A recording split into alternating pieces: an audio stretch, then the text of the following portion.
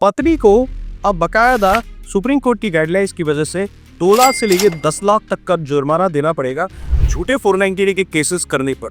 यानी कि अब झूठी पत्नी इस बात के सावधान हो जाइए कि आपके लिए गाइडलाइंस आ चुकी है बकायदा। यानी अगर पति या उसके किसी भी परिवार के सदस्य को या रिश्तेदार को झूठे 490 के केस के अंदर फंसाया गया तो इस लैंडमार्क जजमेंट का फायदा लेकर वो और उसके रिश्तेदार अलग अलग केस करके पत्नी से 2 लाख से लेकर 10 लाख रुपए तक वसूल कर सकते हैं। पर बात यहाँ तक नहीं रुकती है, इसके अलावा उसे 2 से 3 साल का जेल भी भुगतना पड़े।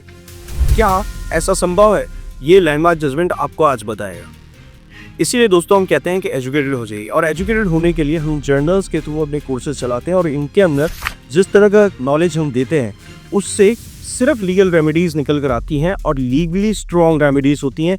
कहीं सुनी अफवाह और कथा की बातें नहीं होती जिन पर अक्सर आप लोग विश्वास कर भी लेते हैं सुनकर।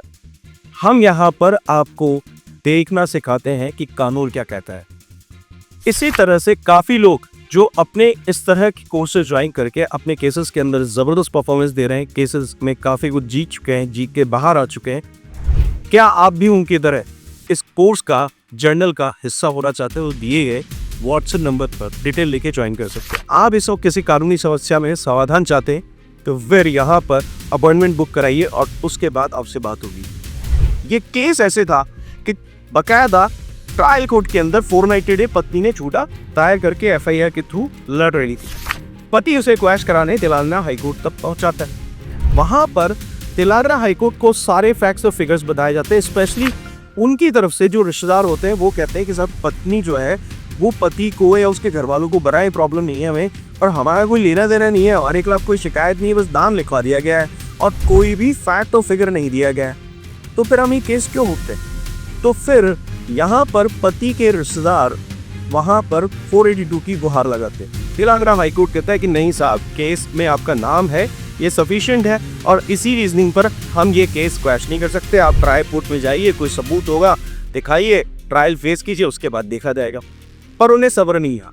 रिश्तेदारों को लगा कि भाई अगर ये चीज़ इस तरह से गलत तरीके से हमारे खिलाफ हो रही है तो हम हाई कोर्ट के बाद ट्रायल कोर्ट में क्यों जाए? ट्रायल कोर्ट तो पहले ही नहीं सुन रहा था।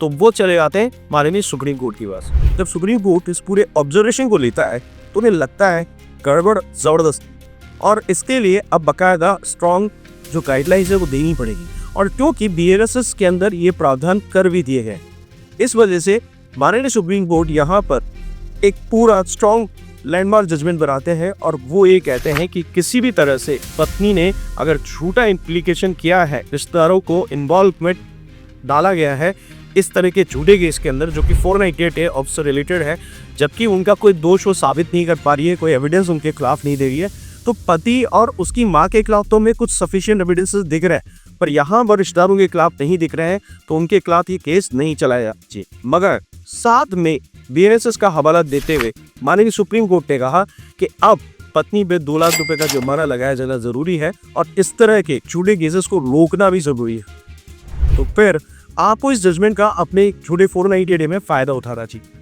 अगर आपको ये वीडियो अच्छा लगा तो न्याय के लिए लाइक करें, शेयर करें अन्याय को खत्म करने के लिए, और सब्सक्राइब करें जिससे कि आप इस रेगुलर वीडियो को देख सकें हमारे चैनल पर आके।